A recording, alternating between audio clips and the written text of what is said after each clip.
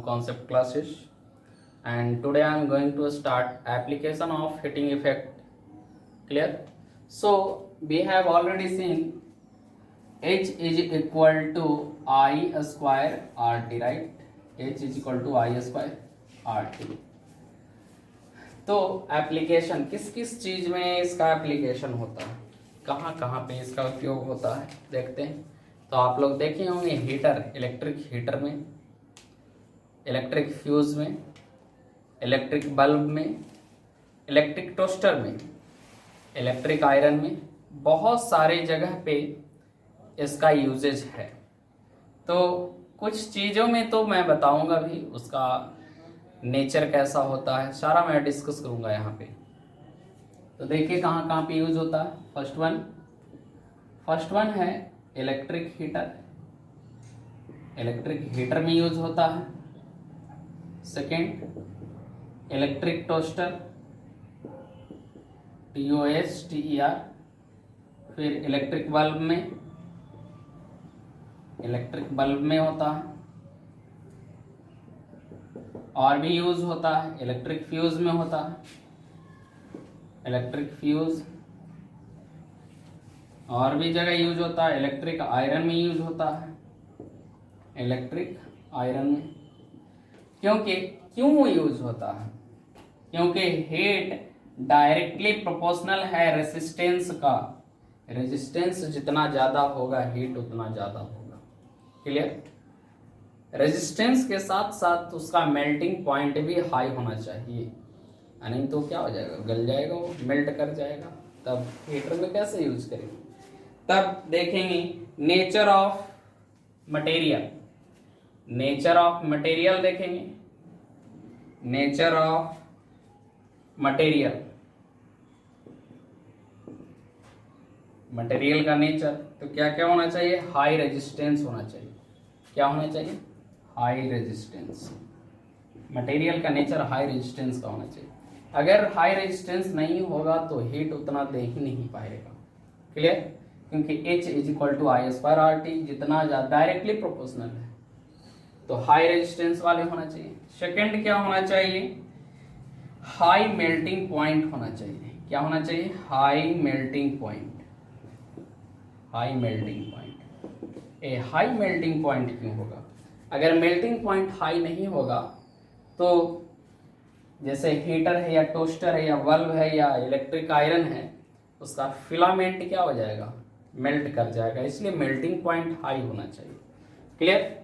Next point है कि thermal expansion नहीं होना चाहिए। हीट होने पे वो एक्सपेंड ना करे, तो थर्मल एक्सपेंशन लो होना चाहिए।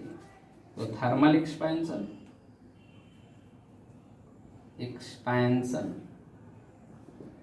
should be low, should be low, लो होना चाहिए थर्मल एक्सपेंशन।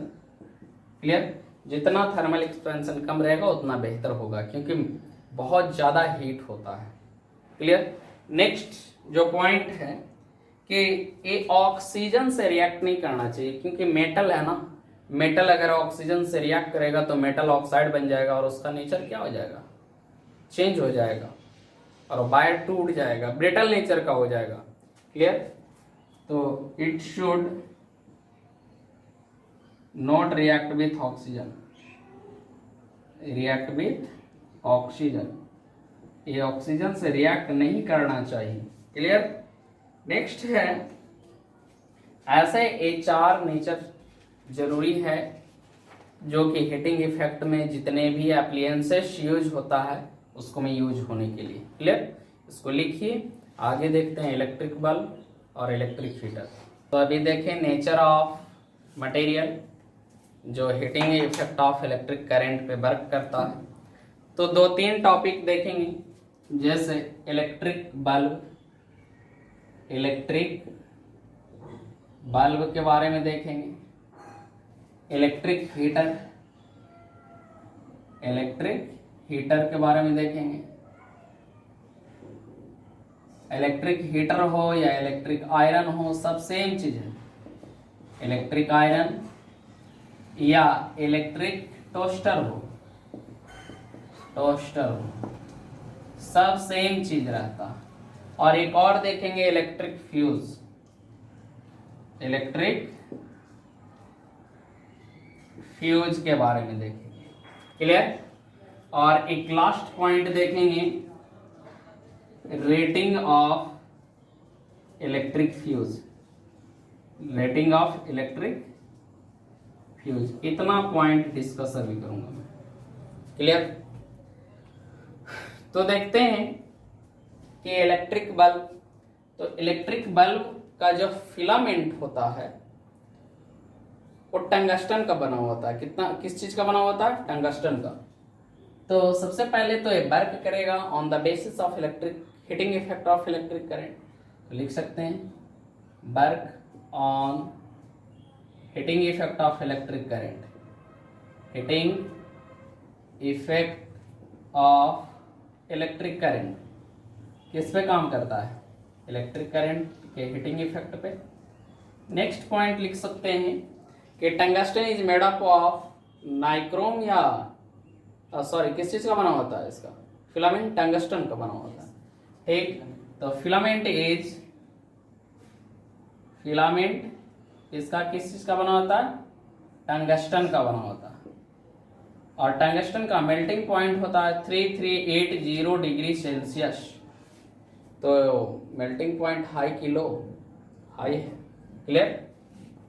तो हाई मेल्टिंग पॉइंट हुआ, हाई मेल्टिंग पॉइंट। और हाई मेल्टिंग पॉइंट क्योंकि मेल्ट करेगा तो फिर फ्यूज हो जाएगा वो, तो किसी काम का चीज रहेगा नहीं वो। आगे देखते हैं कि ऑक्सीजन से रिएक्ट नहीं करना चाहिए, should not react with oxygen. Clear. Should not react with oxygen, oxygen से रिएक्ट नहीं करेगा। ऑक्सीजन से रिएक्ट करेगा तो ऑक्साइड बना लेगा। और भी इससे बचने के लिए हम लोग ऑर्गेन गैस इसको रखते हैं, डालते हैं। तो फिल्ड विथ ऑर्गेन गैस, क्योंकि वो नोबेल गैस है ना, नॉन रिएक्टिव, किससे रिएक्ट नहीं करता। तो filled with organ gas, organ gas, organ gas से फिल्ड रहता है। तो this is the nature of electric bulb. Clear. Next is electric heater, electric iron या इलेक्ट्रिक टोस्टर। सारा का सारा किस पे बेसिस पे वर्क करता है? Work on heating effect. Clear. तो work on heating effect of electric current. Clear. Next point, इसका फिलामेंट जो बना हुआ होता है नाइक्रोम का, किस चीज का बना होता है? नाइक्रोम। तो फिलामेंट इसका किस चीज का बना होता है? फिलामेंट की बात करें तो नाइक्रोम। क्लियर। और नाइक्रोम का रेजिस्टिविटी, रेजिस्टेंस क्या होता है? High resistance. तो हाई रेजिस्टेंस का बना हुआ होता है। रिएक्ट करता है ऑक्सीजन से? नहीं। Do not react with oxygen, do not react with oxygen to form oxide, clear. इतना सारा नेचर होता है किसका? इलेक्ट्रिक आयरन बोलो या इलेक्ट्रिक हीटर या इलेक्ट्रिक टोस्टर, सारा सेम फेनोमेनन पे वर्क करता है। लास्ट है इलेक्ट्रिक फ्यूज। घर में आप लोग देखे होंगे सेफ्टी डिवाइस होता है। क्लियर। तो electric fuse is a safety device which is used in electric circuit, है ना, and it works on the principle of heating effect of electric current. Clear. तो इसका डिफिनेशन अगर यहाँ पे देखा जाए तो it is a safety device works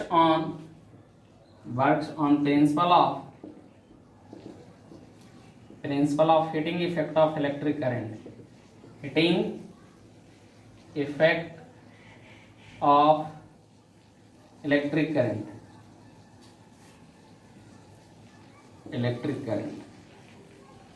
अब देखिए रेजिस्टेंस हाई होना चाहिए कि लो होना चाहिए? हाई। कि लो होना चाहिए फ्यूज का, बताइए। तो फ्यूज का रेजिस्टेंस अगर हाई होगा तो तुरंत तो क्या हो जाएगा, फ्यूज हो जाएगा। क्लियर। तब यहाँ पे देखा जाए कि थीन वायर का बना होता, कैसा वायर का रहता, थीन वायर का बना होता। थीन वायर का नहीं रहेगा तो रेजिस्टेंस क्या हो जाएगा, मिनिमम हो जाएगा, क्योंकि R बराबर rho L by A, cross sectional area बढ़ेगा तो रेजिस्टेंस का वैल्यू घट जाएगा, इसलिए थीन वायर होता। Clear. Next A, thin wire of copper रहता, किस चीज का बना होता, कॉपर का बना हुआ होता, थीन वायर ऑफ कॉपर, क्योंकि copper is a good conductor of electricity, electricity भी तो पास करवाना है। अगर ज्यादा रेजिस्टेंस हो जाएगा तो क्या हो जाएगा, पास ही नहीं होने देगा। क्लियर। नेक्स्ट जो है कहता है इसके पास हाई रेजिस्टेंस होता है, it has high resistance, high resistance. High resistance कैसे, वायर पतला है इसलिए, है ना, तो cross sectional area of wire पे डिपेंड करता है, इसलिए इसका वायर पतला है, क्रॉस सेक्शनल एरिया बहुत नेग्लिजिबल है, तो रेजिस्टेंस क्या होगा, हाई रेजिस्टेंस का होगा, तब तो ये सेप्टिक रहेगा। जैसे ही लार्ज अमाउंट ऑफ करंट, जो इसका रेटिंग रहेगा, रेटिंग से ज्यादा आएगा तो क्या हो जाएगा, फ्यूज हो जाएगा। इसलिए हम लोग पढ़ते हैं रेटिंग ऑफ इलेक्ट्रिक फ्यूज, क्या पढ़ते हैं, रेटिंग ऑफ इलेक्ट्रिक फ्यूज। तो रेटिंग ऑफ इलेक्ट्रिक फ्यूज क्या है, तो वह मैक्सिमम करंट का वैल्यू जिसपे क्या हो जाए, इलेक्ट्रिक फ्यूज फ्यूज कर जाए और सारा डिवाइस को क्या करता हो, प्रोटेक्ट करता हो, उसको रेटिंग ऑफ इलेक्ट्रिक फ्यूज बोलते हैं। तो इसका डेफिनेशन यहाँ पे देखा जाए कि maximum current which can, maximum current which can flow through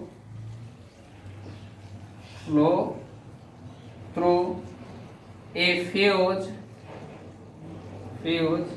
without melting is called a rating of